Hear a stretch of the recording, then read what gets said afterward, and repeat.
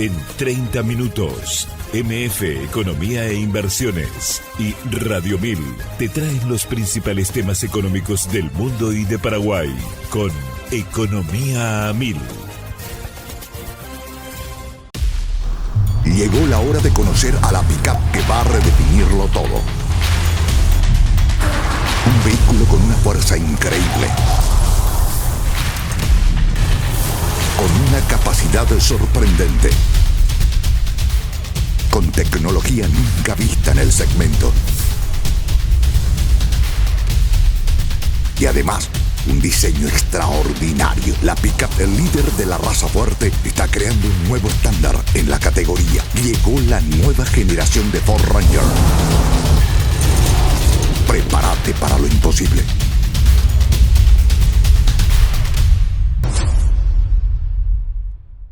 En Economía al Oído, Manuel Ferreira analiza los temas que marcan la economía global, regional y de Paraguay, con una mirada crítica y enfoque claro. Y si buscas noticias y voces claves del ámbito económico nacional, escucha también el podcast Economía 1000, el espacio de entrevistas y actualidad. Dos miradas, una misma fuente. MF Economía e Inversiones. Muy buenos días, bienvenidos a una emisión más aquí de Economía 1000. Muchas gracias por la compañía de todos los días. Quien les saluda, Prince Otto, y en ausencia de la compañera Ada Caballera, quien envío un saludo muy especial. Mañana ya va a estar en piso nuevamente con nosotros. Agradecerle a todo el equipo humano que hace posible la puesta al aire de este programa económico, recordando que es en coproducción con la consultora MF Economía e Inversiones y por supuesto Radio 1000. Ya damos la bienvenida a nuestro invitado de hoy, a quien agradecemos su presencia, su tiempo y sobre todo venir aquí a compartir sus conocimientos. Estamos en compañía del doctor José Carlos Tello, economista, profesor y consultor en el sector público y privado. ¿Cómo estamos, profesor? ¿Qué tal? Bienvenido, gracias por estar con nosotros. ¿Qué tal, Prince? Muy bien, contento de estar acá con ustedes. Después de varias semanas. Una semana, sí. Pero lo importante es que tenemos mucho que hablar, así que, y sobre todo de temas actuales y de la preocupación que está generando ya en varios sectores. De hecho, nosotros ayer conversamos con la gente de Capeco, que es el sector productivo, y nos manifestaban ya ciertamente una preocupación de lo que vamos a hablar hoy. Estamos mencionando y hablando del fenómeno climático El Niño. Así que hay mucho por conversar sobre esto, porque evidentemente se espera que tenga cierta incidencia. El impacto todavía no sabemos, obviamente, porque no sabemos cómo va a llegar, pero lo cierto y concreto es que hay una cierta alerta en ese sentido. ¿Correcto, profesor? Así es, sí. ¿Qué es el fenómeno climático del Niño? Yo sé que no somos meteorólogos, pero vamos a tratar de ubicar a la gente. Pero en el último programa que estuve aquí, también hablé sobre eventos climáticos, sobre las lluvias, las sequías, y el los impacto. impactos. Sí, totalmente. Así es que hay que ser un poquito también... De todo. Está sí.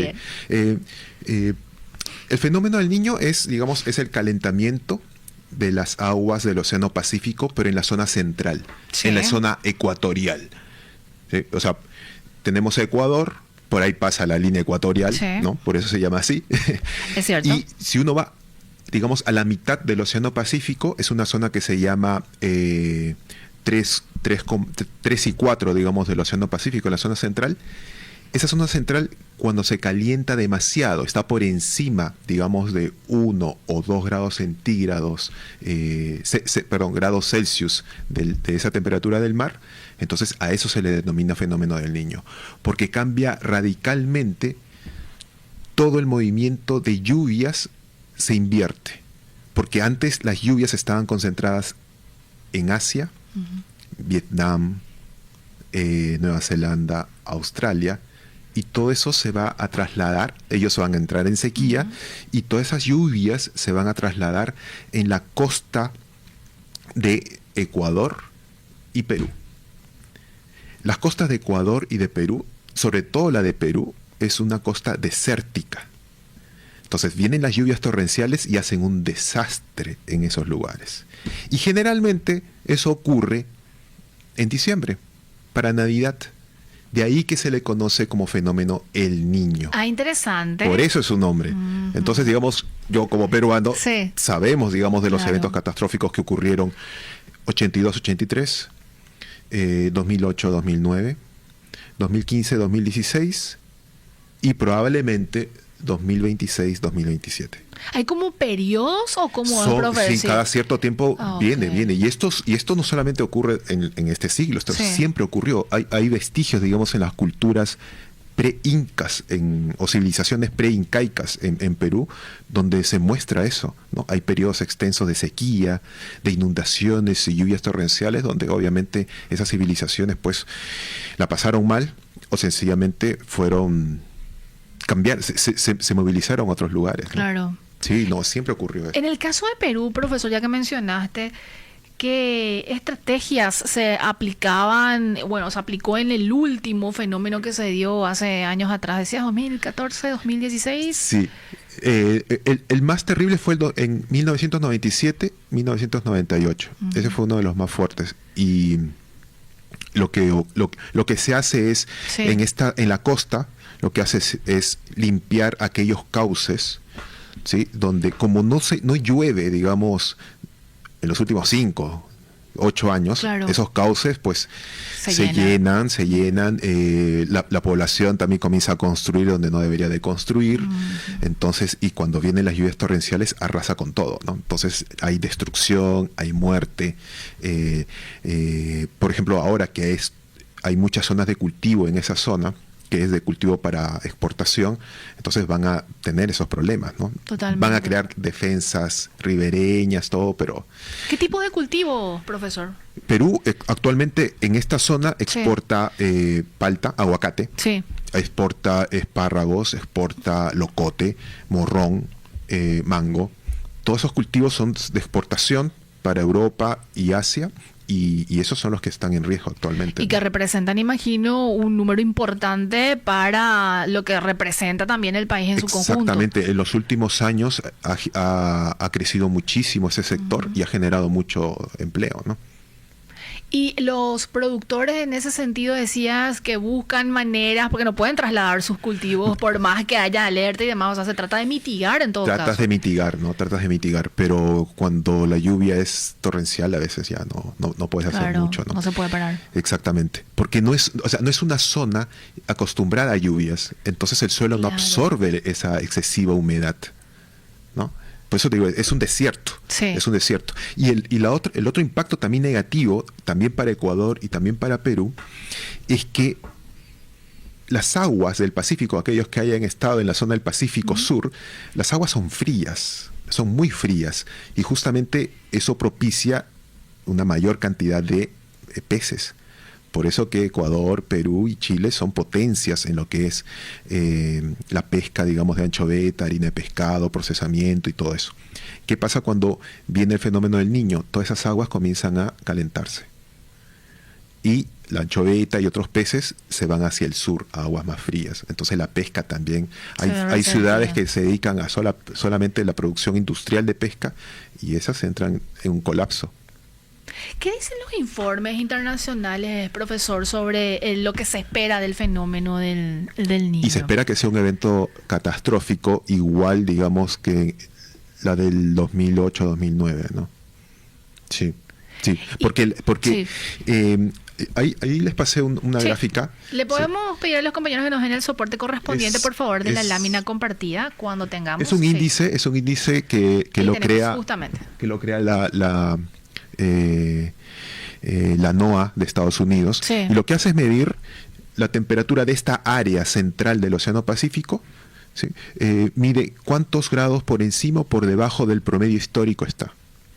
Entonces ahí en la gráfica ustedes pueden ver esa línea roja, son las proyecciones para los siguientes meses de agosto, septiembre, octubre, noviembre y diciembre.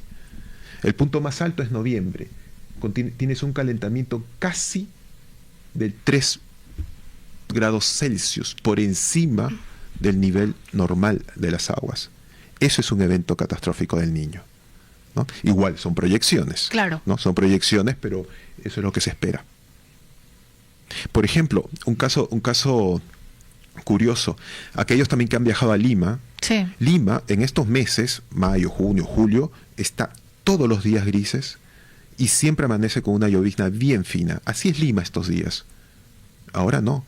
Lima, el clima está templado, hay sol. Es porque las aguas del mar se están calentando. ¿Y ahí se vincula con lo que se conoce como cambio climático? ¿No tiene tanta...? No. Es un fenómeno, como es un decíamos. es un fenómeno porque, como te Sí. mencioné, esto antes de la llegada de los españoles Sí. ya se registraba. Claro. Los incas también soportaron estos eventos. Eso está analizado porque analizan, por ejemplo, tanto los árboles, Sí. los más antiguos, en las cortezas, analizan, digamos, cuándo hubo sequía, cuándo hubo inundación. Lo mismo sucede con las lagunas. Las lagunas, digamos, en la parte de la cordillera, también analizan, digamos, qué es lo que ocurrió hace cientos de años atrás, ¿no? Y también en los vestigios arqueológicos también se observa eso, ¿no? Profesor, nosotros hablamos de países de la región, pero en otra parte del mundo también, imagino, van a sufrir algún tipo de consecuencias de este fenómeno esperado. Exactamente. Por eso le digo, Adverso, sí. Exactamente. Sí. Hay lugares donde va a haber sequía, hay lugares donde va a haber exceso de lluvia, algunos se van a beneficiar, otros se van a perjudicar, ¿no? Entonces la pregunta es, bueno, ¿y eso cómo nos influye a nosotros? Exacto. Y bueno, a través del precio. ¿Sí? No es que porque se produzca menos arroz en Tailandia o Se va a mantener el Indonesia, precio. lo que van a hacer esos países ante esa menor producción de arroz, dado que son Claro. consumidores de arroz, lo que van a hacer es restringir la exportación de arroz. Entonces, si se restringe la exportación de arroz, el precio internacional del arroz va a subir. ¿Me dejo entender? Entonces, así va a suceder con distintos productos agrícolas, ¿no? Ese es solo un ejemplo. Un ejemplo, otro ejemplo es el cacao. Para aquellos que les gusta el chocolate, Sí.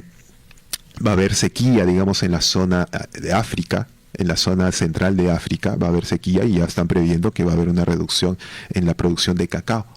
Entonces, a nivel internacional, el cacao, que es un bien que se comercializa internacionalmente, su precio va a subir. En cambio, en aquellos sectores donde va a haber un exceso de lluvia y que se produce cacao, eso va a ser beneficioso.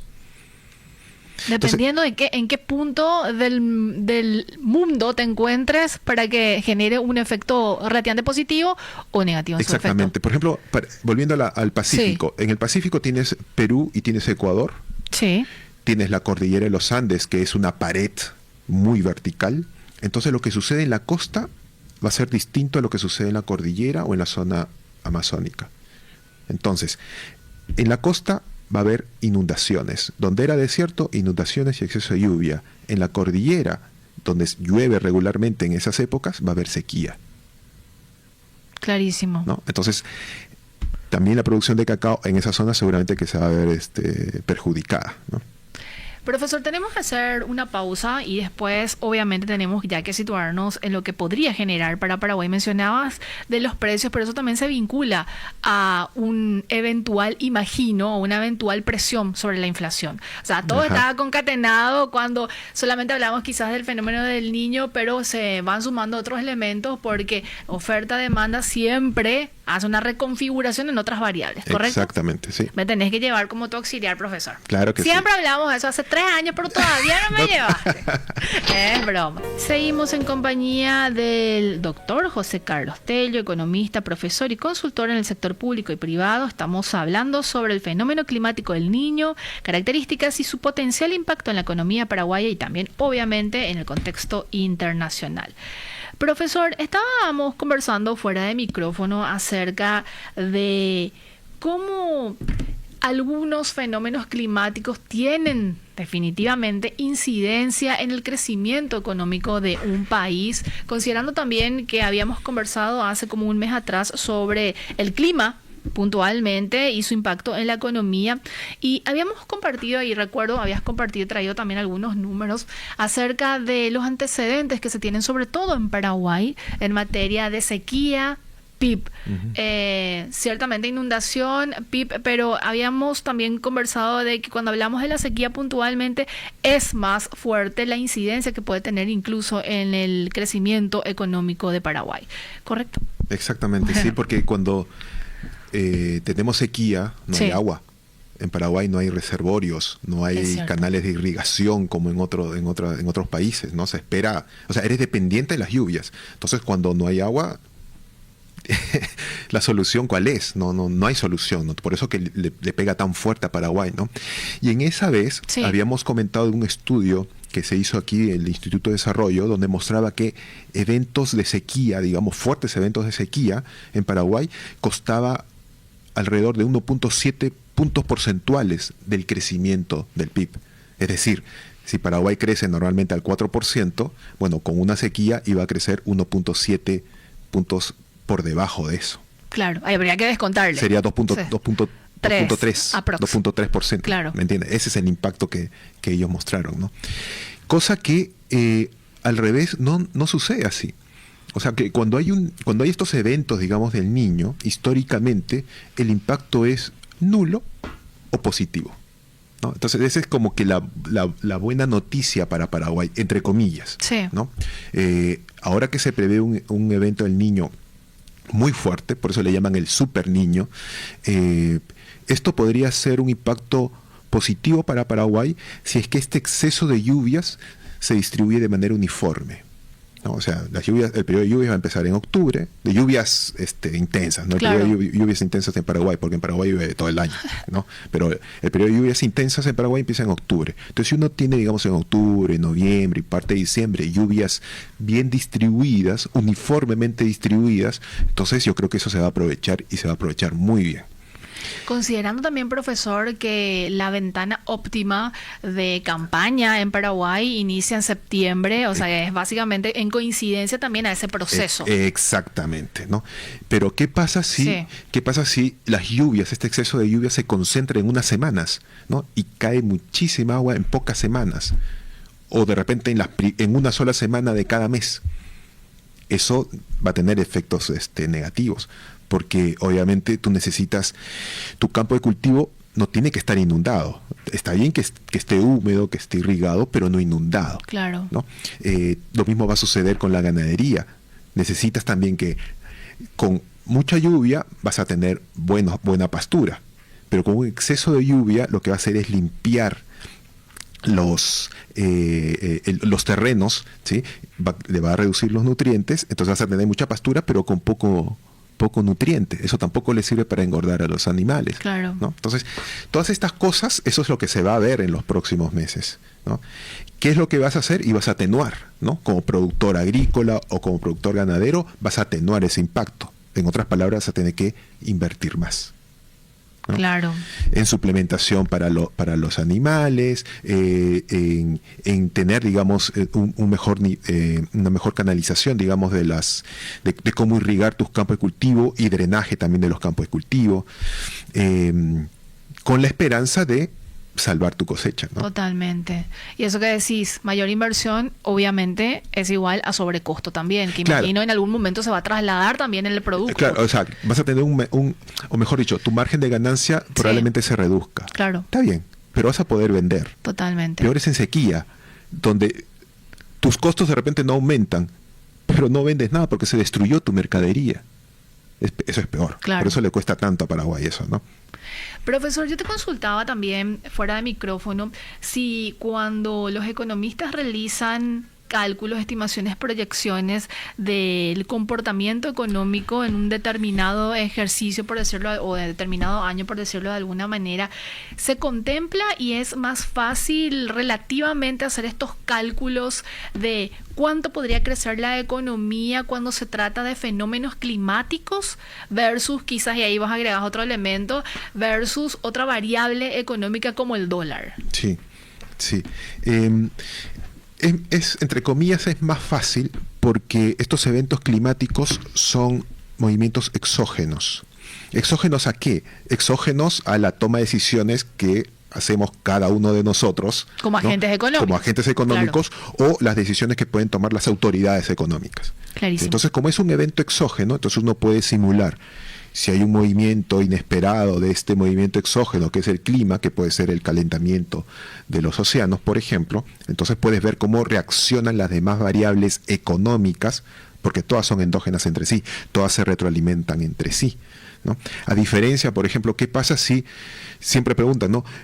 Sube el tipo de cambio o bajo el tipo de cambio? ¿Y cuál es el impacto en las variables macroeconómicas? Y bueno, eso hay que medirlo porque que aumente el tipo de cambio, eso va a tener un impacto en las importaciones, en las exportaciones, en el balance de las empresas que tienen este descalce cambiario, ¿no? Pero esos movimientos entre exportación e importación también va a tener un impacto en la cotización del tipo de cambio. Claro. O sea, se van a retroalimentar las variables. Por eso que es complicado hacer esas mediciones o esas cuantificaciones en un modelo, hablando, digamos, en variables propiamente económicas, ¿no? Y eso es lo que nosotros los torturamos pues a los chicos en la facultad, ¿no? Con la materia de econometría. Siempre estamos hablando, ¿cuáles son las variables endógenas? Y les digo, oye, en economía todas son endógenas. Y ahí está la dificultad, digamos, para hacer estas cuantificaciones. En cambio, volviendo al ejemplo del niño, es una variable exógena.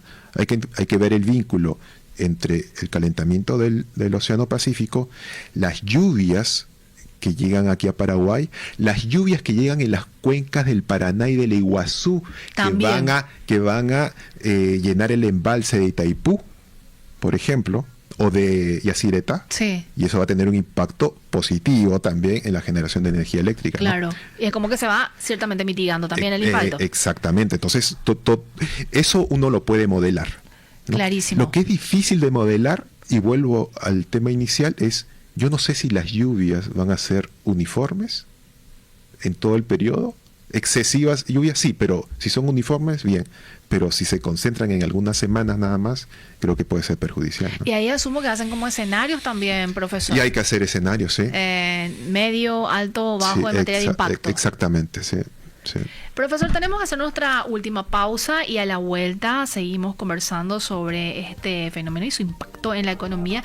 Y me gustaría también vincular un poco con lo que decía antes de el primer corte con respecto a la inflación, profesor, porque obviamente no solamente tenemos que verlo por el lado de los precios, sino también una mirada socioeconómica, porque evidentemente también cuando hay inundaciones y países como Paraguay, que no estábamos preparados para recibir justamente abundante agua, y de hecho tuvimos antecedentes, si mal no recuerdo fue en el 2019, donde tuvimos una inundación bastante importante en el primer semestre del año. Después vino el fenómeno adverso de la sequía, que tuvo su impacto, La Niña, así mismo, muy importante en el año 2019. Después vino la pandemia y se generó ahí el desastre con las consecuencias que seguimos arrastrando hasta este año 2026. Profesor, consultaba antes de este segundo corte sobre precios, inflación, que ya hablaste relativamente, pero también está otro componente y es la mirada socioeconómica, y te decía que la infraestructura de Paraguay, como otros países de la región, quizás no están preparadas para un fenómeno climático como las inundaciones, y de hecho tuvimos una inundación muy importante ya por el año 2019, después una sequía en el segundo semestre que mencionabas, vino la pandemia, etcétera, y seguimos acarreando las consecuencias de ese escenario. Eso también tiene incidencia en lo que se puede esperar relativamente de la expansión económica de un país, y si lo situamos en Paraguay. Sí, por supuesto. Los episodios, digamos, de inundación, ¿no? En las riberas aquí, en Asunción y en Ayolas, o en Pilar, perdón. Sí, en esa zona. Va a haber consecuencias, digamos, obviamente, digamos, en el ámbito social, ¿no? Va a haber gente perjudicada, entonces ahí seguramente vamos a tener que actuar, digamos, no solamente desde el Estado, sino como sociedad también, claro, ¿no? Eso es importante.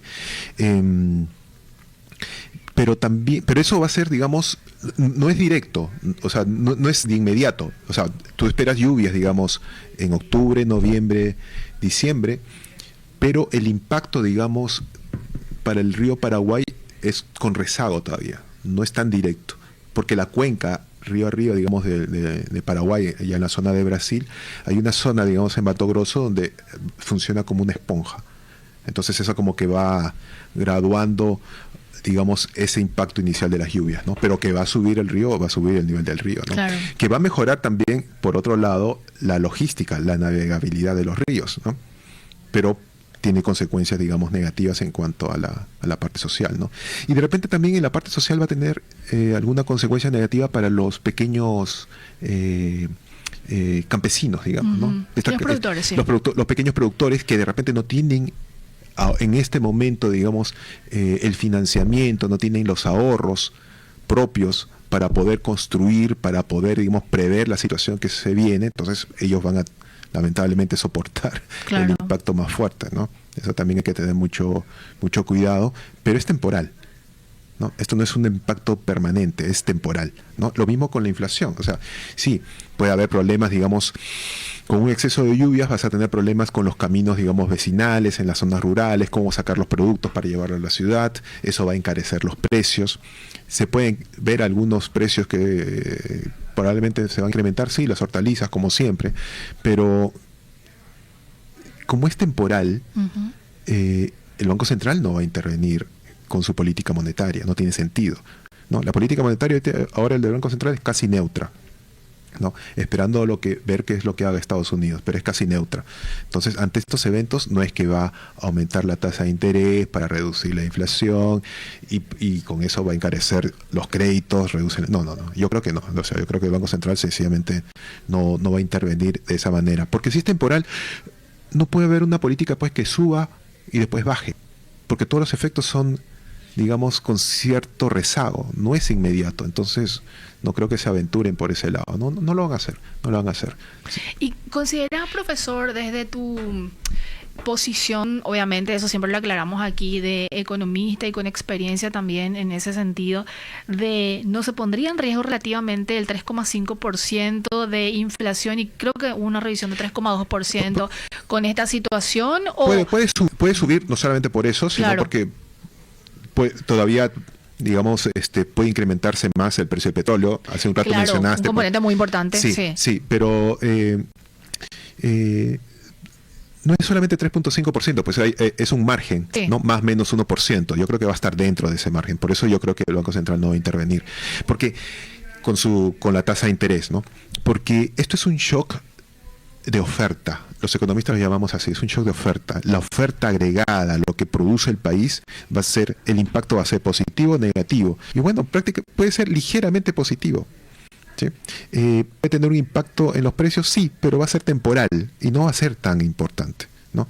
Donde va a haber, digamos, si es a nivel micro, algunos sectores que se van a ver ligeramente perjudicados, otros sectores se van a ver, al contrario, van a recibir, digamos, los beneficios de este exceso de lluvias, ¿no? Entonces ahí como que se van a compensar. Pero un impacto, digamos, en la inflación que me lleve, no del 3,5, que me lleve al 4,5, al 5%, no lo veo así. Y los últimos reportes que se tienen a nivel internacional, profesor, y algo que se pueda destacar de quizás países más cercanos a Paraguay, Argentina, Brasil, de cómo podría golpear, ¿están más preparados? El Brasil, la zona norte es la que va a estar con sequía. Entonces, toda la producción agrícola, ganadera de la zona norte, esa es la que se va a perjudicar. La zona sur de Brasil, Paraguay, Brasil, Uruguay, Argentina, esos son los que se van a beneficiar, ¿no?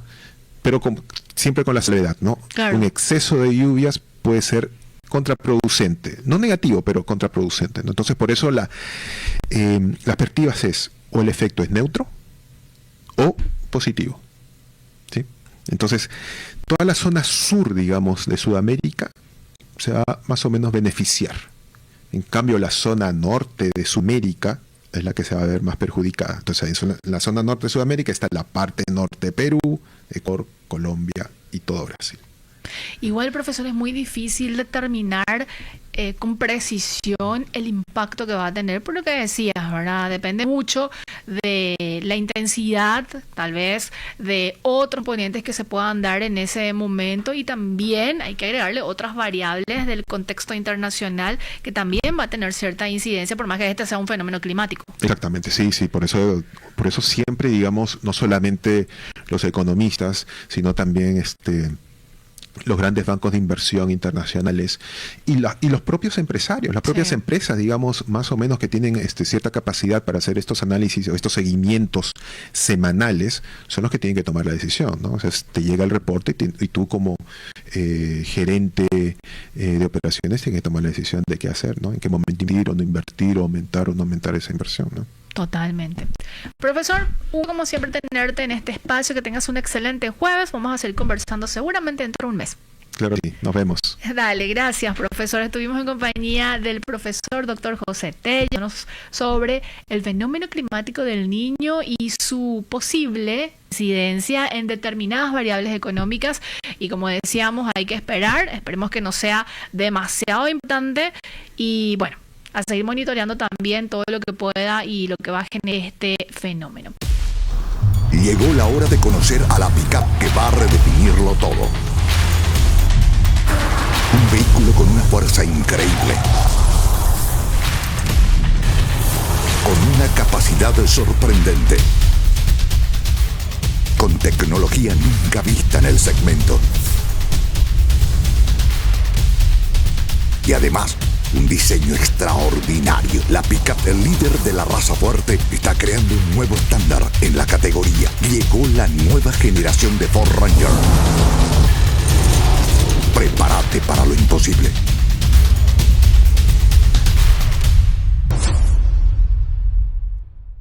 En Economía al Oído, Manuel Ferreira analiza los temas que marcan la economía global, regional y de Paraguay, con una mirada crítica y enfoque claro. Y si buscas noticias y voces claves del ámbito económico nacional, escucha también el podcast Economía MIB, el espacio de entrevistas y actualidad. Dos miradas, una misma fuente. MF Economía e Inversiones.